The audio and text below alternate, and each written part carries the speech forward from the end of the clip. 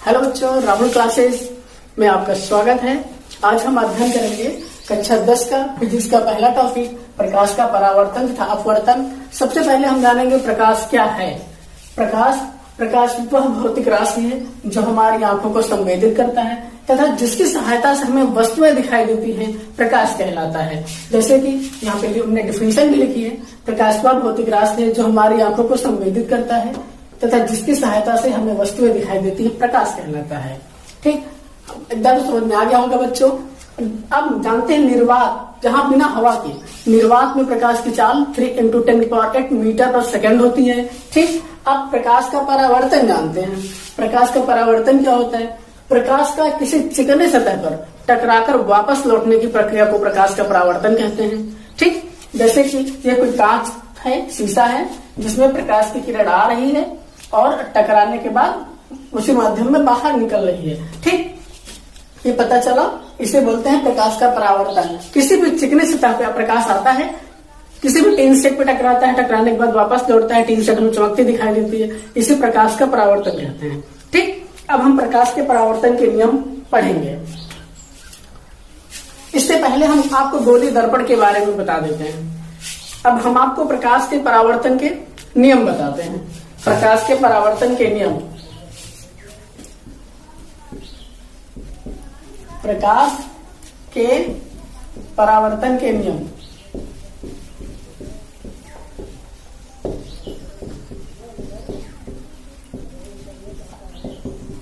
इसका पहला नियम होता है आपतित किरण आपतन बिंदु पर अभिलंब। आपतित किरण आपतन बिंदु पर अभिलंब। आपतन बिंदु पर अभिलंब।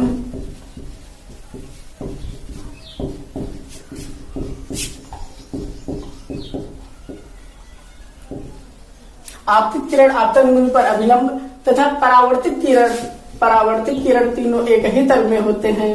परावर्तित किरण तीनों एक ही तल में होते हैं। तीनों एक ही तल में होते हैं।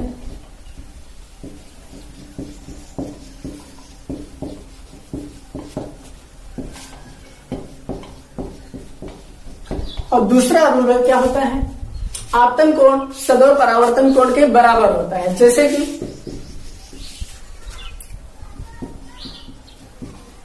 आपतन कोण सदैव परावर्तन कोण के बराबर होता है। आपतन कोण सदैव परावर्तन कोण के बराबर होता है।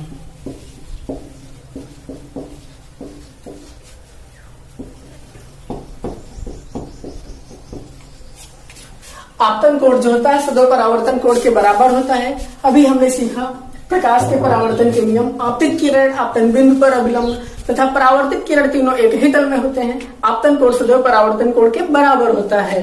ठीक, अब बच्चों, अब आपको हम ये कंडीशन इनको नोट कर लो। अगर नोट करना चाहो, स्क्रीनशॉट लेना चाहो तो ले लो।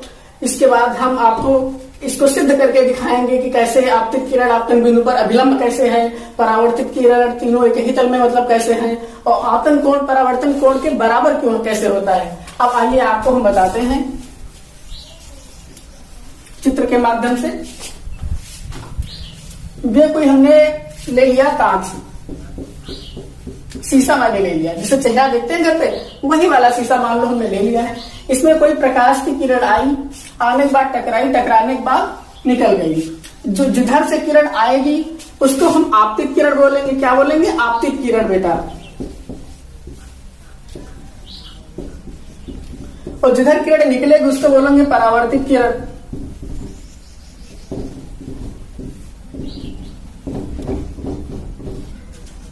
और ये जो होता है आपतन बिंदु है।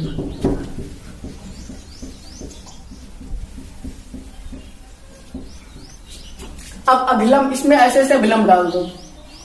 ये एन क्या हो गया? अभिलंब।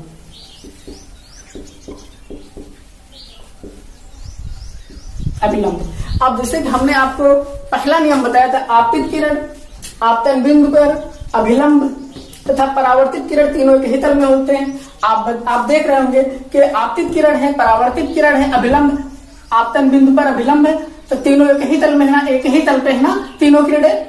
आप देख रहे होंगे आपतित किरण, परावर्तित किरण, अभिलंब तीनों एक ही जगह पर है।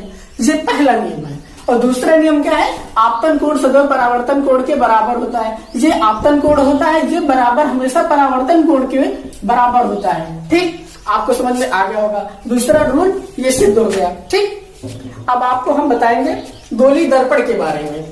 गोली दर्पण क्या होता है?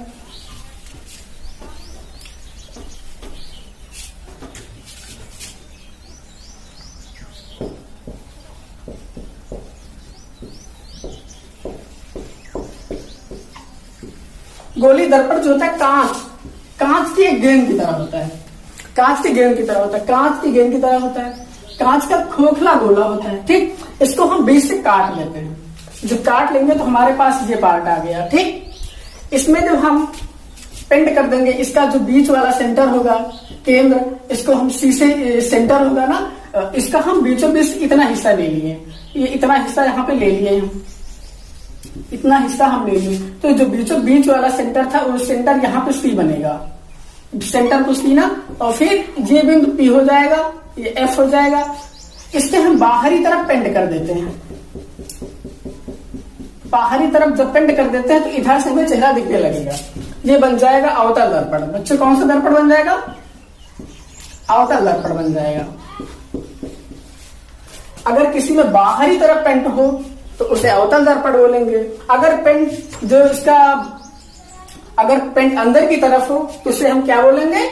उत्तल दर्पण। जैसे अभी आपको हम चित्र के माध्यम से दिखा रहे हैं। मान लीजिए हमने पार्ट ये काट के रख लिया है, यहाँ पे कांच का टुकड़ा, इसमें पेंट हमने अंदर की तरफ कर दिया। तो इसमें जो रिफ्लेक्शन होगा वो यहाँ से, इसमें जो जिससे प्रकाश की किरण आके टकराएगी, लौटेगी, तो बाहरी सतह चमकदार होगी और अंदरूनी सतह पे पेंट होगा। लाल ऑक्साइड का पेंट किया जाता है ना? आपको समझ में आ गया होगा। और ये जितनी दूरी सी होती है, सी को वक्रता केंद्र बोलते हैं। सी को वक्रता केंद्र बोलते हैं। और इसकी पी पॉइंट होता है, पी को ध्रुव बोलते हैं।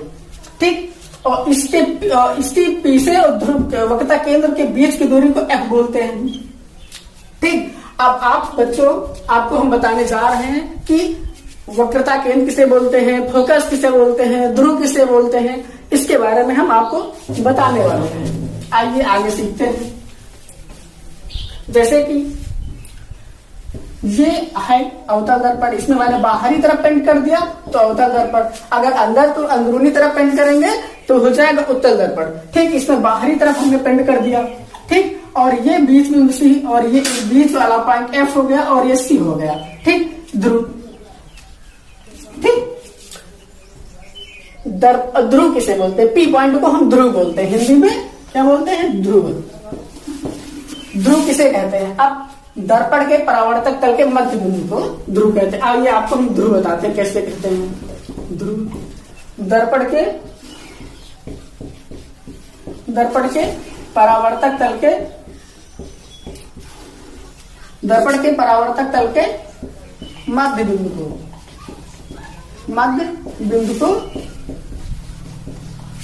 को ध्रुव कहते हैं।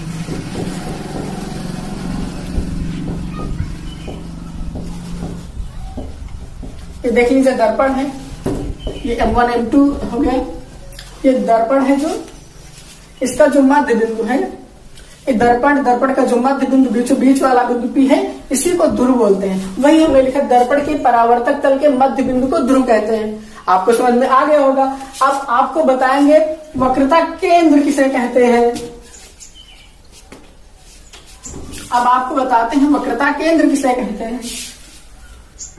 फिर आपको हम चित्र बनाएंगे, बाहरी सतह पे हम पेंट करेंगे और यहाँ M1 होगा और यहाँ M2 होगा। इसके जो बीचों बीच वाला पॉइंट होता है, दर्पण के परावर्तक तल के मध्य बिंदु को क्या बोलते हैं? ध्रुव बोलते हैं। ध्रुव को हम P से डिनोट करते हैं। ठीक बच्चों, अब आपको हम बताने वाले हैं वक्रता केंद्र, सेंटर, जिससे गोले के बीचों बीच वाला, कांच का गोला काटा गया तो उसका जो बीच वाला केंद्र होता है उसे हम वक्रता केंद्र बोलते हैं। तो आपको बताएंगे दर्पण के परावर्तक तल के मध्य बिंदु को ध्रुव कहते हैं, आपने जाना। अब उस वक्रता केंद्र किसे कहते हैं? उस गोले के केंद्र को वक्रता केंद्र, उस गोले के केंद्र को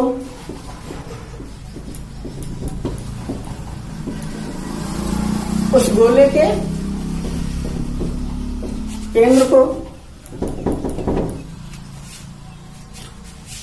उस गोले के केंद्र को दर्पण जिसका दर्पण एक भाग है,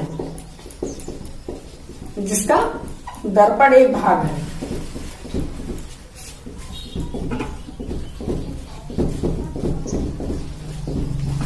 उस गोले के केंद्र को जिसका दर्पण एक भाग है उसे हम वक्रता केंद्र कहते हैं, उसे हम वक्रता केंद्र कहते हैं। ठीक, अब आपको हम बताएंगे कि फोकस दूरी किसे कहते हैं, फोकस किसे कहते हैं, है ना। तो ध्रुव और फोकस के मध्य बिंदु को आगे हम बता रहे हैं फोकस किसे कहते हैं। इसी में आप देख लीजिए फोकस किसे कहते हैं। ध्रुव तथा वक्रता केंद्र के बीच को दूरी को हम फोकस कहते हैं। ध्रुव तथा वक्रता केंद्र के बीच वाले भाग को हम फोकस कहते हैं।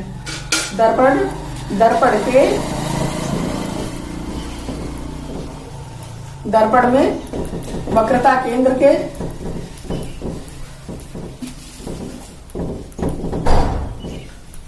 वक्रता केंद्र तथा ध्रुव के बीच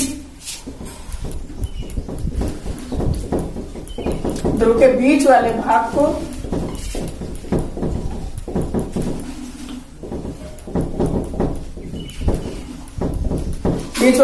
को हम फोकस कहते हैं।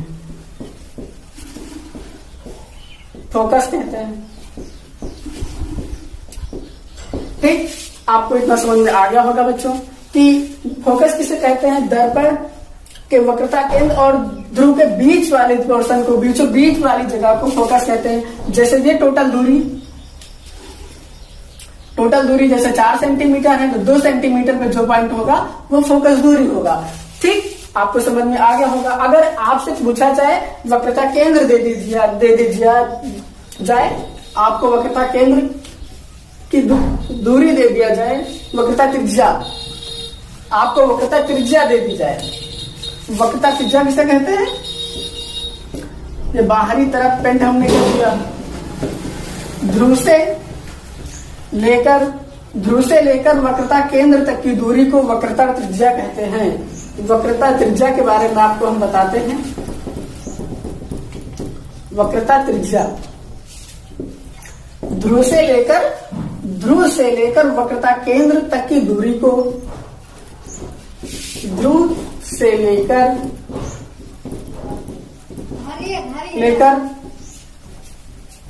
वक्रता केंद्र, ध्रुव से लेकर वक्रता केंद्र तक की दूरी को, ध्रुव से लेकर वक्रता केंद्र तक की दूरी को वक्रता त्रिज्या कहते हैं। वक्रता त्रिज्या कहते हैं।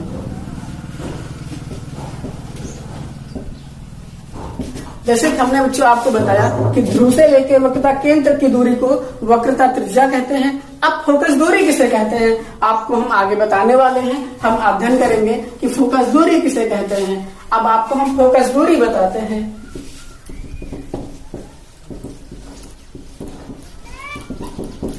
ध्रुव से लेकर फोकस तक की दूरी को फोकस दूरी कहते हैं। ध्रुव से लेकर फोकस तक की दूरी को ध्रुव से लेकर फोकस तक की दूरी को फोकस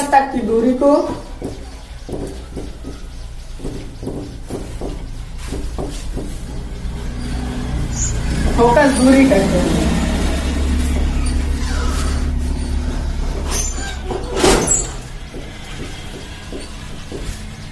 ध्रुव से लेकर फोकस तक की दूरी को फोकस दूरी कहते हैं।